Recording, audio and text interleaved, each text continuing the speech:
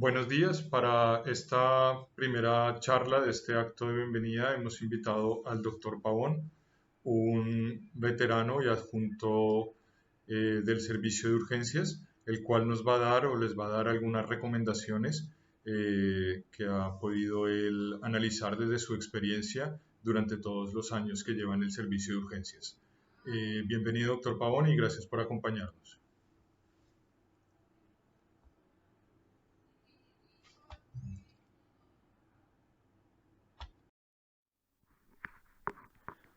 Hola, buenos días a todos. Mi nombre es José Manuel Pavón, soy adjunto de la unidad de críticos y como ya les advierto en esta diapositiva, no voy a exponer mi amplio currículum porque los términos mi experiencia, mi perspicacia, en ocasiones pueden tener cierta utilidad, pero no van a sustituir nunca a las decisiones tomadas basadas en la evidencia científica y en las guías de práctica clínica.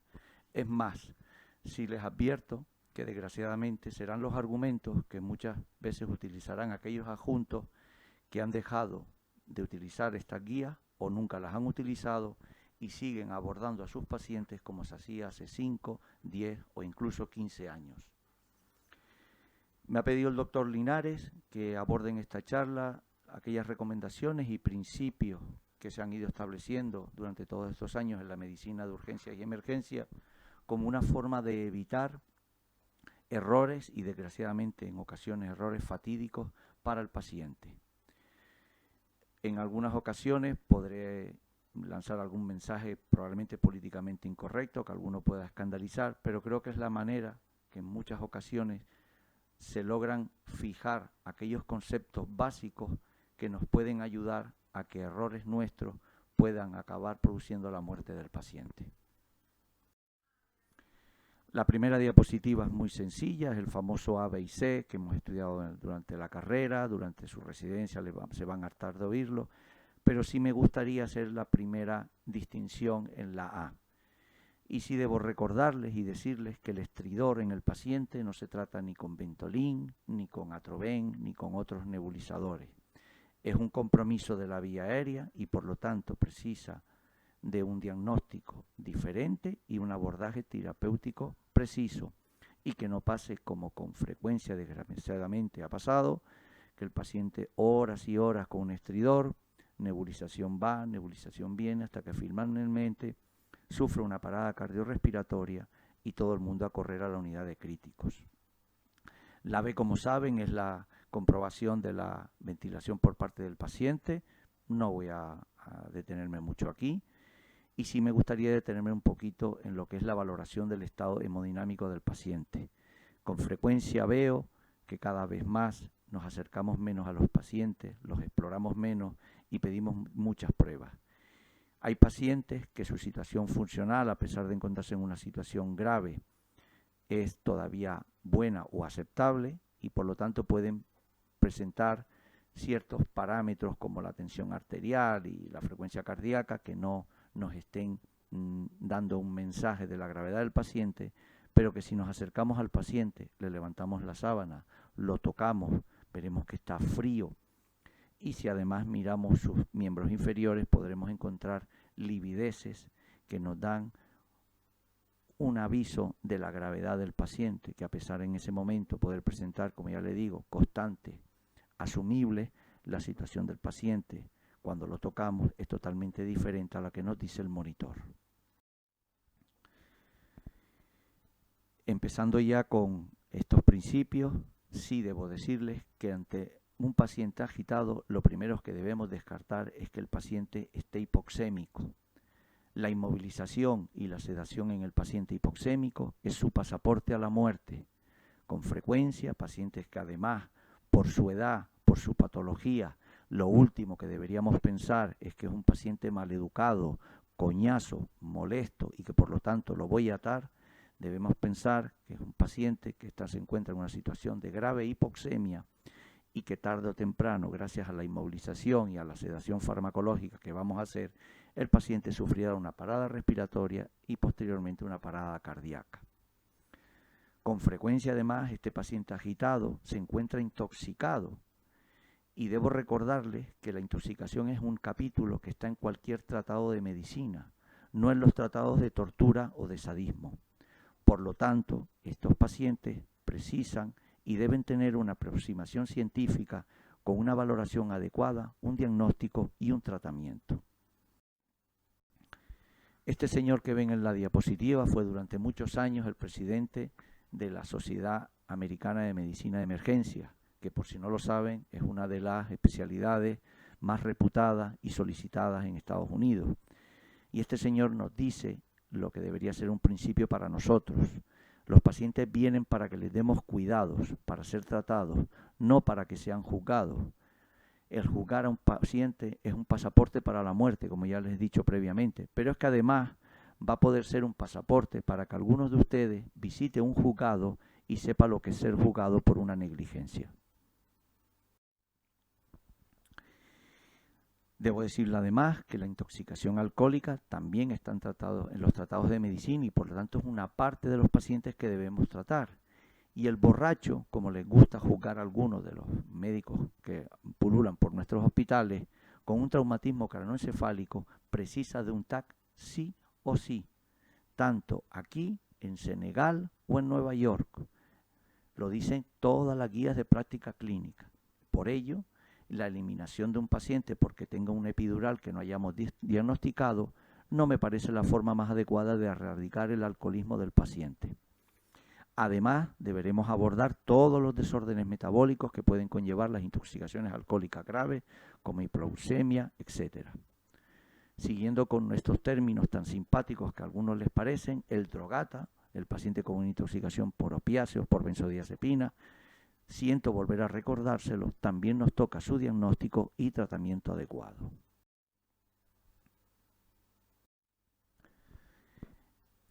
En el paciente con disminución del nivel de conciencia, siempre debemos hacer una glucemia y, a ser posible, que sea antes de la realización del TAC que se le ha pedido.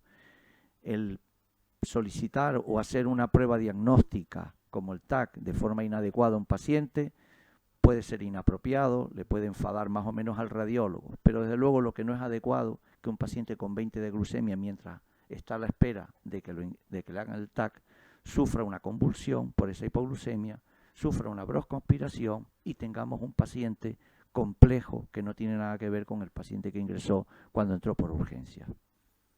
En los pacientes con disminución del nivel de conciencia también deben recordar que aparte de la glucemia deberá hacerse una valoración, lo que incluye las pupilas, que según los libros al parecer nos dicen que aporta información y que con frecuencia no valoramos en este tipo de pacientes.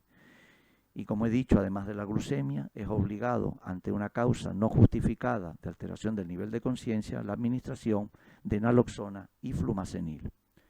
Por otro lado, la vida media de la naloxona es corta y por lo tanto deberemos estar atentos a repetir las dosis o incluso una perfusión continua. Aquellos pacientes con una intoxicación grave por opiáceos que han respondido parcialmente a la administración de naloxona, si no la volvemos a dejar pautada y lo ponemos en un pasillo, ese paciente con facilidad hará primero una parada respiratoria y secundariamente, si nadie está atento, sufrirá una parada cardíaca a continuación. Un principio que deberíamos tener todo claro y seguimos año tras año volviendo a equivocarnos es la realización del electrocardiograma. Es una herramienta imprescindible y absolutamente vigente en el paciente, obviamente con dolor torácico, con disnea, con alteraciones hemodinámicas del sensorio y, lo pongo en mayúsculas, con dolor abdominal. Un electrocardiograma con alteraciones del segmento ST convierte a un paciente con un dolor torácico en un paciente de alto riesgo y por lo tanto debemos tenerlo monitorizado y vigilado porque puede presentar con facilidad una situación adversa como puede ser una arritmia ventricular durante su estancia en el servicio. Un electrocardiograma normal en un paciente con dolor torácico va a establecer un riesgo bajo para el paciente, lo que no quita que pueda tener un síndrome coronario en su ingreso, pero es un paciente que en principio no debería tener una complicación adversa mientras está en su estancia en urgencia, en general. La valoración de un electrocardiograma, siempre se lo digo a todos que vienen a preguntarme, precisa al menos de 60 segundos para tener un adecuado diagnóstico y que no hagamos una valoración inadecuada del electrocardiograma del paciente. Y por último, la interpretación del electrocardiograma, digamos que es bastante mejorable, incluso entre muchos adjuntos de diferentes especialidades. Así que ustedes como residentes a preguntar, a estudiar y a saber mucho de electros. En las arritmias mata más el médico que la propia arritmia. Esos médicos proactivos que no saben estar quietos un minuto antes de empezar a mezclar fármacos como si fueran un barman en vez de ser un médico, son un verdadero peligro para el paciente que ingresa por una arritmia en un servicio de urgencia. La mayor parte de ellos toleran perfectamente la arritmia y va a ser el empleo inadecuado de fármacos antiarrítmicos lo que va a producir un deterioro clínico del paciente y vamos corriendo a la unidad de críticos. Hay que valorar en este tipo de pacientes siempre si hay signos de perfusión, como ya les he dicho, presencia de frialdad en el paciente, livideces, disminución del sensorio, agitación. El paciente tiene un problema médico, no un problema atable, un deterioro respiratorio, y todo esto lo digo en relación con que no debemos valorar el monitor. Hay pacientes que toleran frecuencias por encima de 140 y otros con patologías como puede ser una estenosis aórtica severa o una miocardiopatía hipertrófica, toleran muy mal frecuencias incluso de 115 o de 120 y en ellos hay que tomar una actitud agresiva en este caso. Salvo en la fibrilación ventricular y en la taquicardia ventricular sin pulso, siempre van a tener tiempo y es además obligado para realizar una mínima anamnesis, una exploración que les permita establecer si la arritmia actúa como un mecanismo compensatorio a otro proceso clínico, una sepsis en el paciente, una hipovolemia.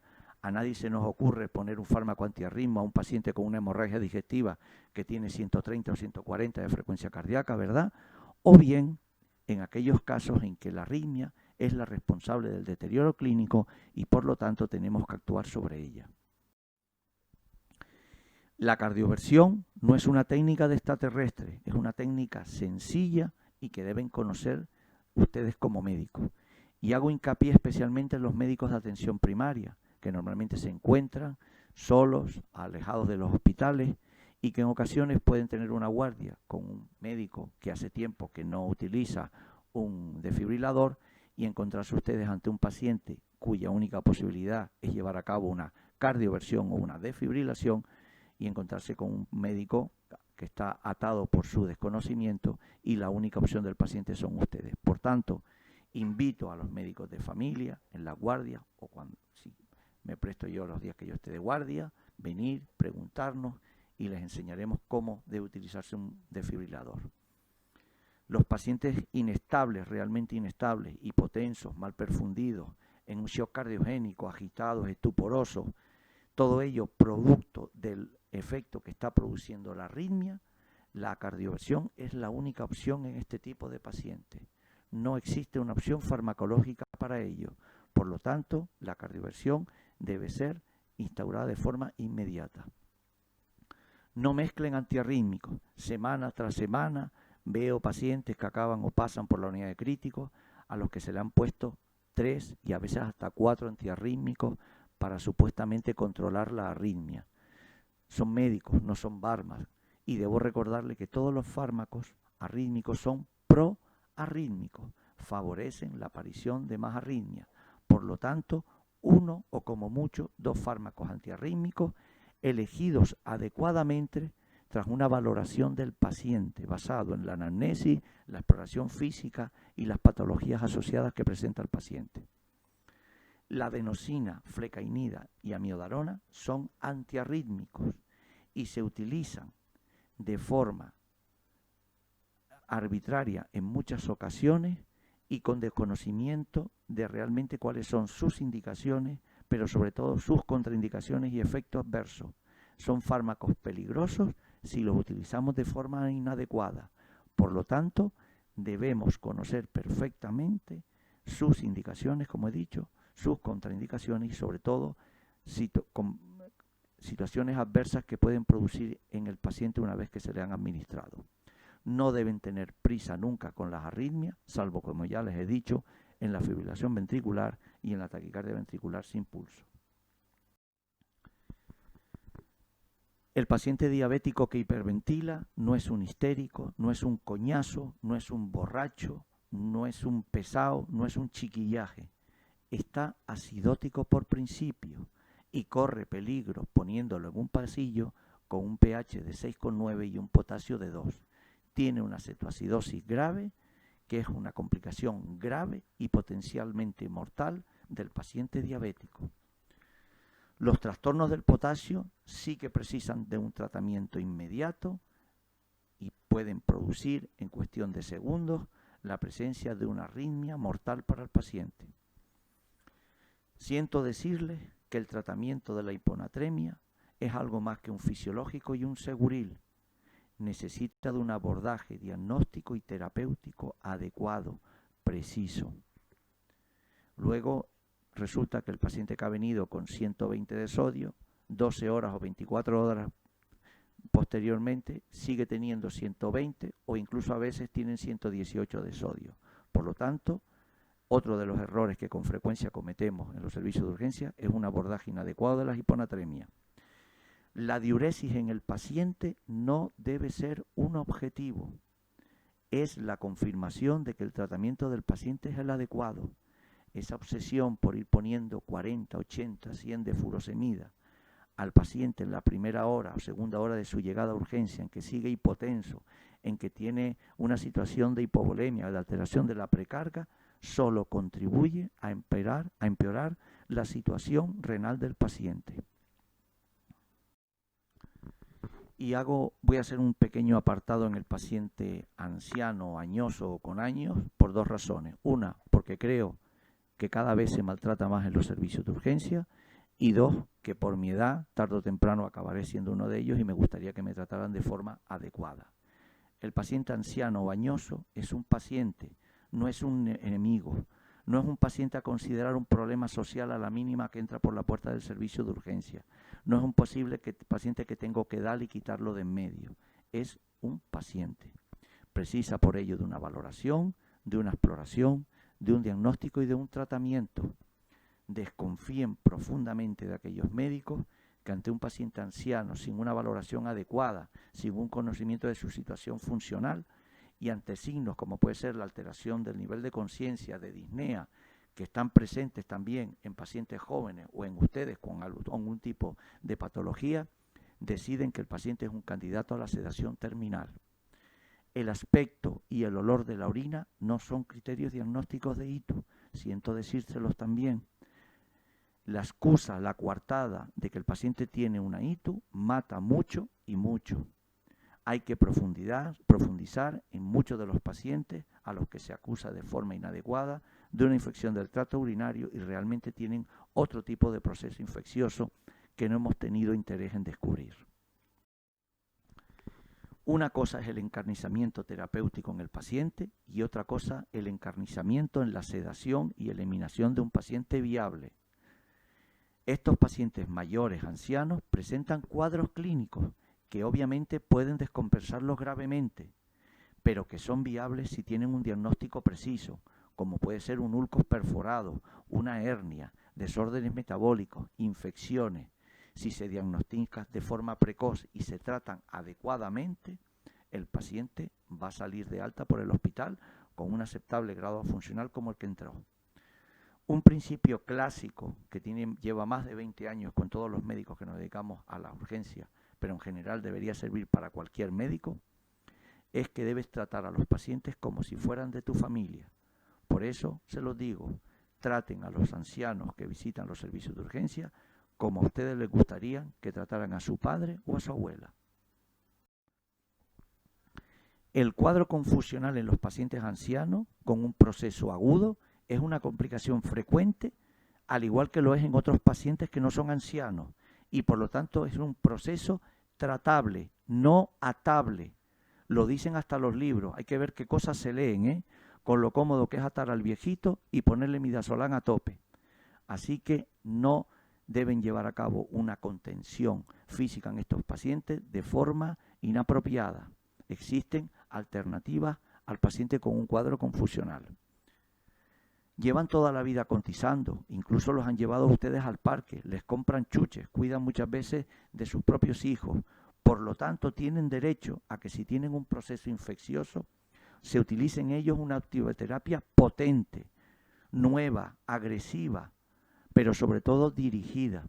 Son pacientes, muchos de ellos con comorbilidades, que en ocasiones han tenido ingresos recientes en un hospital o abordaje de pruebas diagnósticas u otro tipo de situaciones, tratamiento con corticoides, y que por lo tanto tienen la posibilidad de presentar infecciones por gérmenes multiresistentes y por lo tanto la administración de un simple aumentine para quitarme al viejito de en medio es un acto criminal e inapropiado en un médico con conocimiento adecuado.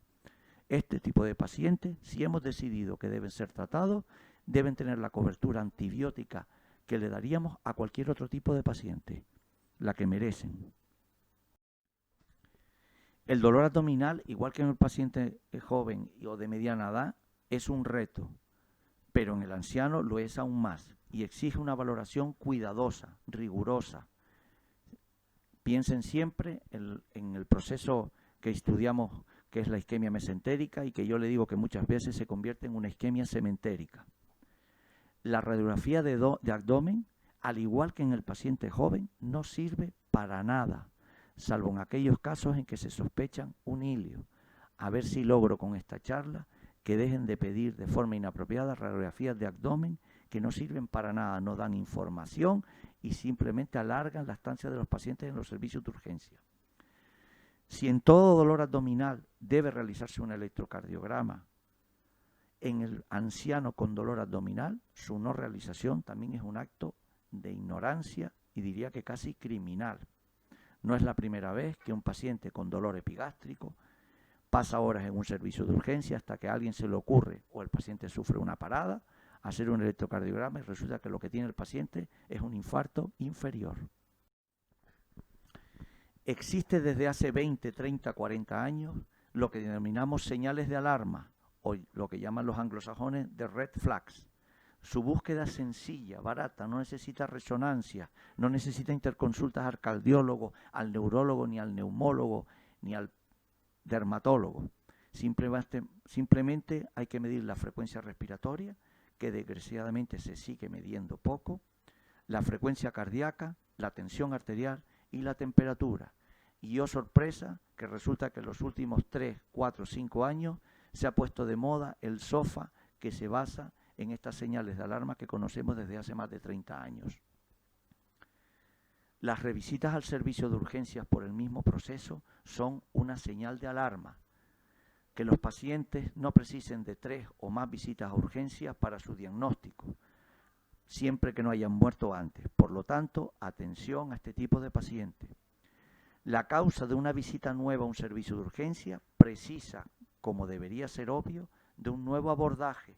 El mismo abordaje, la misma decisiones diagnósticas y terapéuticas en estos pacientes simplemente conllevan un diagnóstico erróneo y retardado.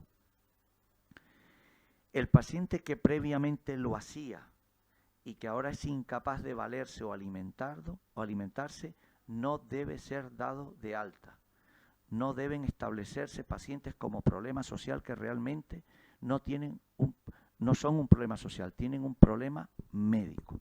Al final de la charla haré una simple referencia a lo que pasaba a lo mejor o lo que yo intentaba hacer años anteriores. Nuestras decisiones deben ser establecidas por hechos, no por suposiciones o por la perspicacia de alguno. La exploración física no es sustituible por nada. No debemos fiarnos ni de nosotros, debemos comprobarlo todo. La comprobación de lo que nos ha contado el compañero que nos traslada un paciente no es un agravio al compañero, es una práctica necesaria para poder corregir errores que cualquiera podemos cometer en nuestra primera valoración de un paciente. La información y la opinión de los familiares, aunque no sean médicos, es muy valiosa. La soberbia es el peor de los enemigos. escuchen a los familiares, a los amigos. Siempre pueden darte una información que el paciente, bien por su situación clínica, por su deterioro cognitivo en ese momento, no te la ha podido transmitir. Nadie es inmune a los errores, pero debemos aprender de ellos y no justificarlos por soberbia. No deberíamos molestarnos cuando alguien de forma educada, nos transmite un error que hayamos cometido. No sirve de nada si yo me he equivocado, he dado de alta a un paciente con un traumatismo craneoencefálico grave, intoxicado por alcohol, y que ha tenido un efecto adverso porque me equivoqué y no le realicé el escáner como me obligaban las prácticas de guías clínicas. No puedo echarle la culpa que el celador me puso la camilla de un lado, que el auxiliar no me puso el chato bien. No, he cometido un error y no debo tampoco, como me ha pasado alguna vez cuando he comentado estos casos con algún adjunto donde ha podido cometer este error, la pregunta de, entonces, ¿a todos los borrachos tengo que hacerle un escáner? Pues obviamente todo paciente intoxicado, ya sea por alcohol o por otra sustancia, que haya tenido un traumatismo craneoencefálico, es obligatorio la realización de una prueba de imagen. Cuando dudamos, el error lo paga el paciente. Me la jugué, dicen algunos médicos. No, se la jugó al paciente con el que tú quisiste experimentar un tratamiento y que a lo mejor lo ha conllevado a la muerte del paciente. Y solamente voy a hablar dos pequeñas cosas de cuando yo durante 4 años fui jefe de este servicio.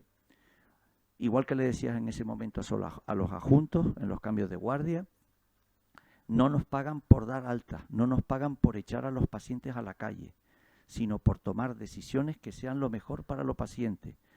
No debemos al paciente anciano, al inmigrante, al paciente débil de la cadena, no es un paciente candidato a echarlo a la calle sin tener un diagnóstico adecuado, simplemente porque no va a tener nadie que lo pueda defender o que se enfade conmigo si le dé el alta. No nos pagan por eso. Etiquetamos con frecuencia pacientes con un problema médico que tienen un problema social. Y poco más. No tengo nada más que decirles, que estoy a su disposición para lo que me quieran preguntar cuando esté de guardia en la unidad de críticos. Muchas gracias a todos.